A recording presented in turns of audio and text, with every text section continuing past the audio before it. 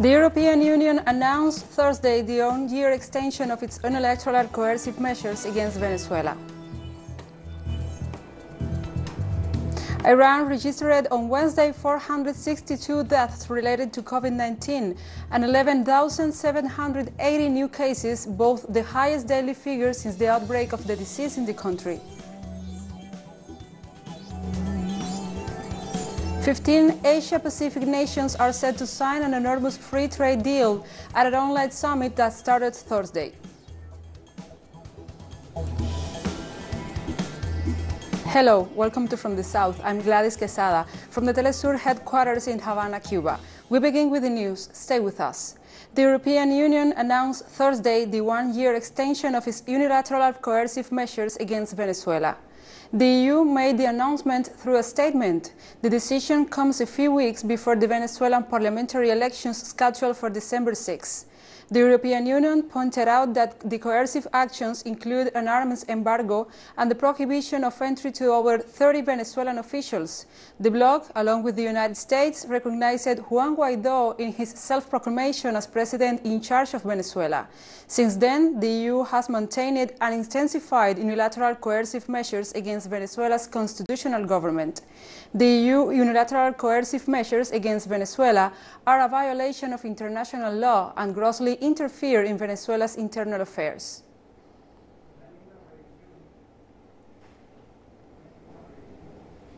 On Thursday, the Venezuelan airline Conviasa resumed commercial flights to Mexico and the Dominican Republic following strict biosecurity protocols. The resumption comes after having interrupted international flights last March due to the COVID-19 pandemic, considerably limiting air operations. During the health emergency, Conviasa played an active role in returning thousands of Venezuelan citizens stranded in different nations, as well as in the transportation of health personnel and medical supplies. A total of 100 passengers will be able to travel in each flight in compliance with the distance and biosecurity measures.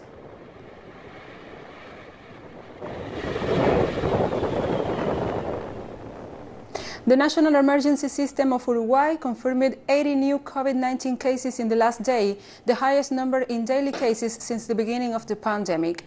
The Uruguayan Ministry of Public Health reported the death of a 90-year-old patient in Montevideo, raising the COVID-19 death toll to 63.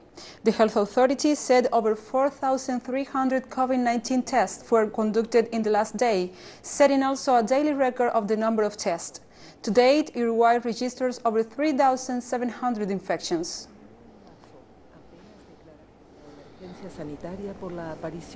The marked increase in hospital bed occupancy in 94 Mexican hospitals is a very serious situation due to the severe conjunction of the COVID-19 and the influenza epidemics, the Secretariat of Health stated. It is a syndemic, that is the occurrence of two or more epidemics or concurrent or sequential outbreak of simultaneous diseases in a population. COVID-19 and influenza are two diseases that are affecting the vulnerable population in countries like Mexico, which reports high rates of diabetes, obesity, and high blood pressure, among other diseases, the health authorities said. For her part, Matiana Ramirez Aguilar, an epidemiologist for the National Polytechnic Institute, assured that as the influenza season and low temperatures approach, the situation becomes more complex to fight the COVID-19 pandemic.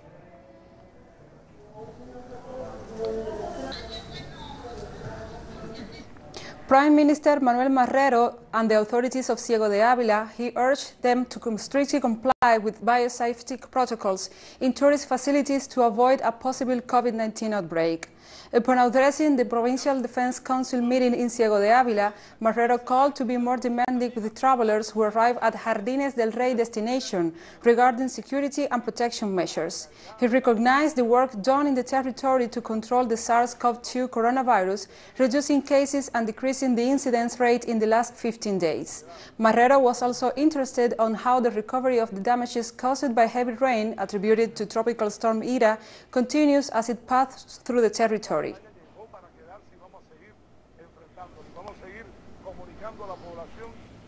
The opening of the José Martí International Airport on November 15 reaffirms Cuba's progress towards a new normality as part of the fight against the COVID-19 pandemic. According to the Civil Aviation Institute of Cuba, the resumption of commercial regular flights and charters in the José Martí International Airport will begin on November 15. The protocol for sanitary control that has already been applied in the rest of the Cuban airports must be respected. Regular and charter flights from abroad stopped from April 2020 to fight the COVID-19 pandemic, although humanitarian and cargo flights were maintained. As a result of the sanitary control in the country, 9 out of the 10 international airports have been open for trade and charter flights since October 15. Around work, the economy, the opening of the airport, when it opens we start working and we start to see a few more good things for us. It is going to solve many problems, most of the problems that the coronavirus has left us. The economy is a little weak, or very weak, and we have to reset ourselves and keep fighting. A report received in Havana says that the Caribbean Tourism Organization, CTO, is a key factor in rebuilding the regional tourism sector from the COVID-19 crisis. The TTC report contained opinions by the acting CTO Secretary General Neil Walters. He pointed out that as a leader of the regional tourism industry, the CTO is navigating the path towards rebuilding the sector in the face of the unfavorable scenario created by the COVID-19 pandemic. The CTO head noted that the organization has partnered with international agencies such as the WTO for the UN, the Travel Foundation, the University of the West Indies, Euromonitor International, the WTTC, the Global Tourism Resilience and Crisis Management Center, the Caribbean Public Health Agency, and others.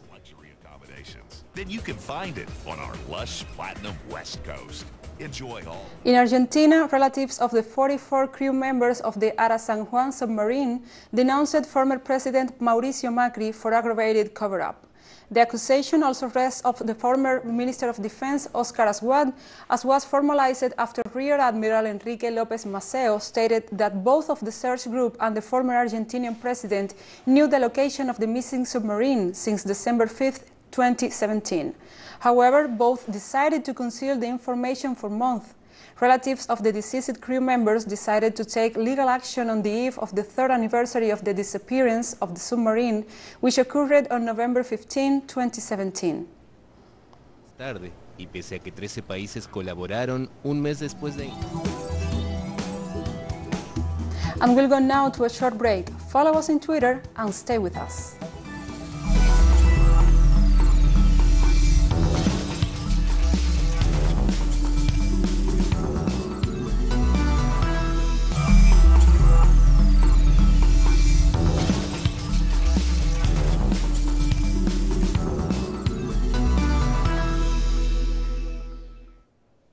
Welcome back to From the South.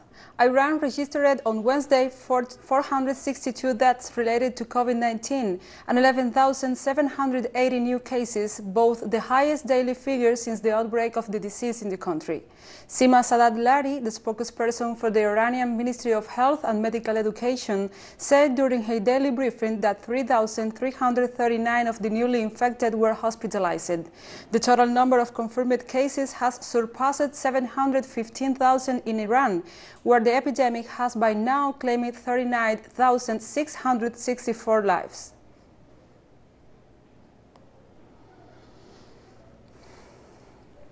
And Lebanese public health authorities reported over 1,922 new COVID-19 cases in the last 24 hours. To this date, the nation has confirmed nearly 99,000 cases. The Public Health Ministry's daily report added that more than 13,000 PCR tests were conducted in the last 24 hours, adding that nearly 55,000 patients have so far recovered from the disease. According to the report, 14 new coronavirus-related fatalities were registered, raising the death toll to 763. The Higher Defense Council approved Tuesday a 2-week total lockdown, starting from Saturday, November 14.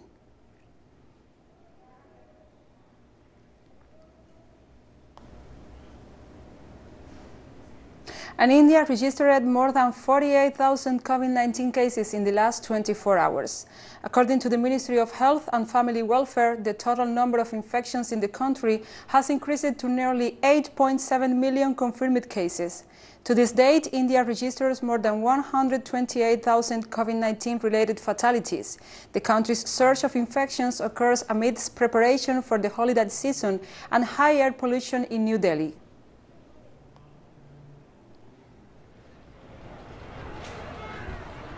After the first coronavirus wave in Spain, the suspension of evictions ended a few months ago. And although many people can afford to pay rent, they are evicted from their homes. Adriana Cardoso has the story.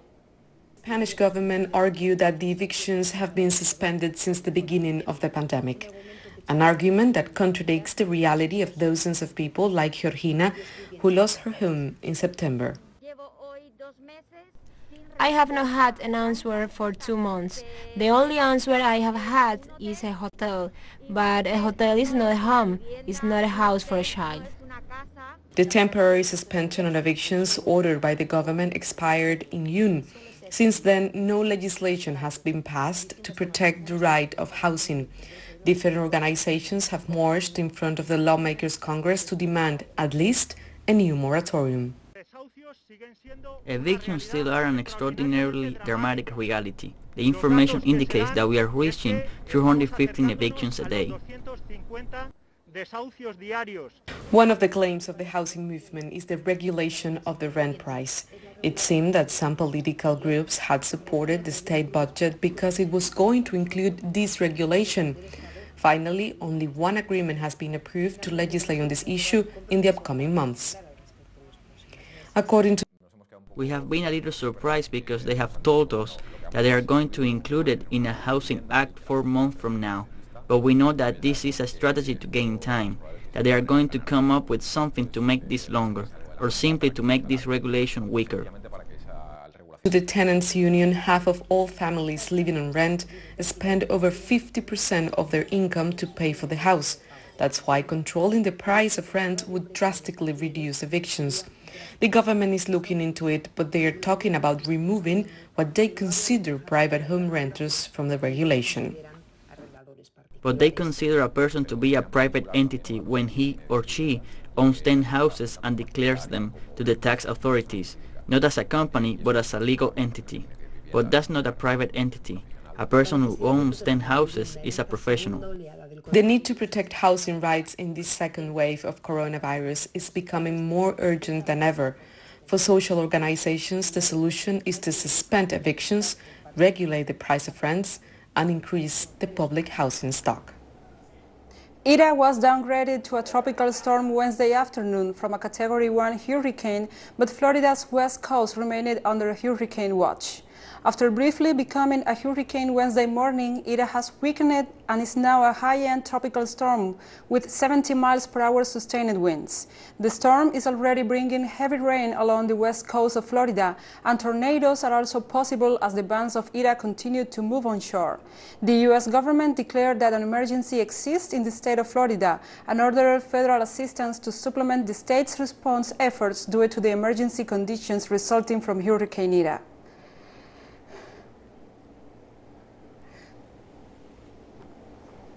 In Guatemala, the Palo Viejo and Sacbal hydroelectrics have magnified the damage caused by Tropical Storm Ida.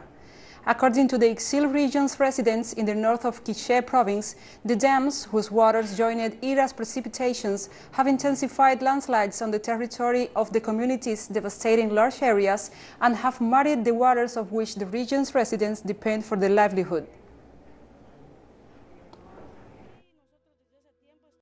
Here we have been concerned for some time, because sometimes we are in the river when they open the dam, and sometimes the water takes our clothes, our dishes, and we have suffered for years because of this. And now they say that it affected us more because a pipe of the dam cracked. That is why we lost our land. The beaches, now we cannot plant milpa. My father lost about 150 acres of land. The beach where we used to plant, now we will suffer because we will not have a field to plant milpa. What's the reason? The dams they build up there. And we have more news coming up after a final short break, so stay with us.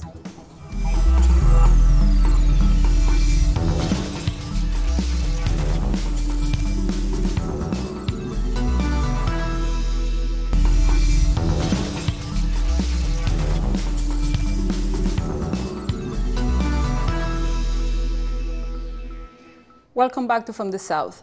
15 Asia-Pacific nations are set to sign an enormous free trade deal at an online summit that started Thursday. Once signed, the Regional Comprehensive Economic Partnership will be the world's largest trade pact in terms of GDP. The pact, first proposed in 2012, is a Chinese-led alternative to a now defunct U.S. trade initiative. The RCEP, whose members account for around 30% of the global GDP, will be a major positive step forward for trade and investment liberalization of the region. The pact is expected signing comes as the 10 members of the Association of Southeast Asian Nations fight to mitigate the crippling cost of the coronavirus.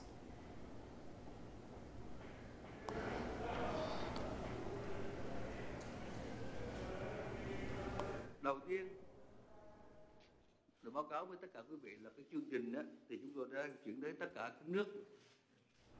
Ý nghĩa đặc biệt. President Xi Jinping on Thursday attended a grand gathering to celebrate the 13th anniversary of the development and opening up of Shanghai's Pudong. Efforts should be made to make Pudong a pioneer of reform and opening up at a high level and vanguard in fully building a modern socialist country, Xi said. Pudong should also strive to become an example that highlights the Chinese people's confidence in the path, theory, system and culture of socialism in Chinese characteristics, he said.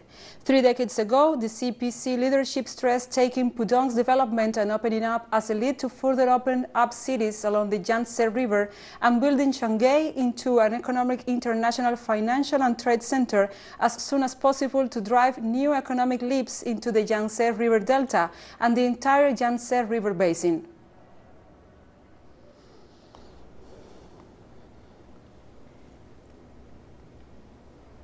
Hundreds of Ethiopians gathered Thursday to donate blood for troops fighting in the northern Tigray region as officials tried to rally support for a week-old conflict. The government also announced that police has arrested 150 people in the capital, suspected of trying to carry out terror attacks on the orders of the Tigray ruling party. Analysts feared this conflict could spiral into a protracted civil war. Hundreds have died and thousands have fled the country. Thursday's blood drive was organized by the office of Addis Ababa Mayor Adanesh Habib, who claimed the population was unified against the TPLF while donated blood herself.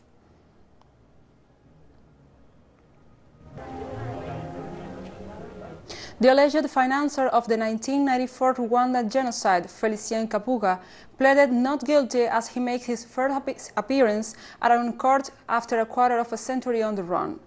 Kabuga allegedly helped set up hate media that urged ethnic Hutus to kill the Tutsi Croatians and funded militia groups. Felicien Kabuga was arrested in France in May and transferred to the court in The Hague in October to face charges of a key role in the killing of 800,000 Tutsis and moderate Hutus.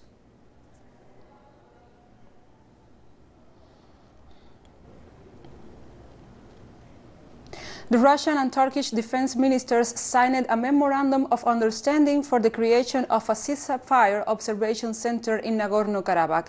Both delegations also exchanged ideas about the situation in Syria. The defense ministers' conversation considered the inclusion of the Ankara in the monitoring of the ceasefire and included discussions of the definitive elimination of irregular forces in northern Syria and the stabilization of the region. In that regard, the President Recep Tayyip Erdogan declared that the successful and sincere cooperation with Russia in Nagorno-Karabakh could also be developed in Syria. At the same time, Kremlin spokesperson Dmitry Peskov ruled out sending joint Russian-Turkish peacekeeping forces to Nagorno-Karabakh by limited Turkish participation to joint monitoring from the observation center in Azerbaijan. The agreement between Armenia, Azerbaijan and Russia implies that the Kremlin will deploy in Nagorno-Karabakh a force of 1,900 soldiers, 20 airplanes and support equipment to keep the peace.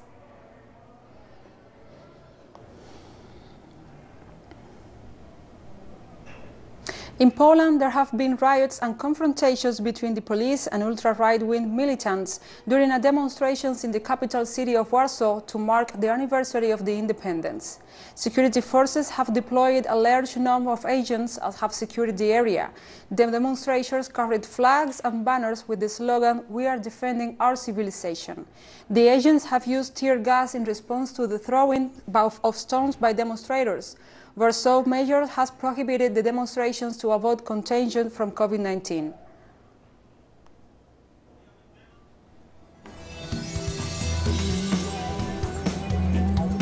And we have come to the end of this news brief, but remember, you can find this and many other stories on our website at telesurenglish.net. Also, if you feel so inclined, join us on social media, Facebook, Twitter and Instagram. For TeleSUR English, my name is Gladys Quesada. Thank you for watching.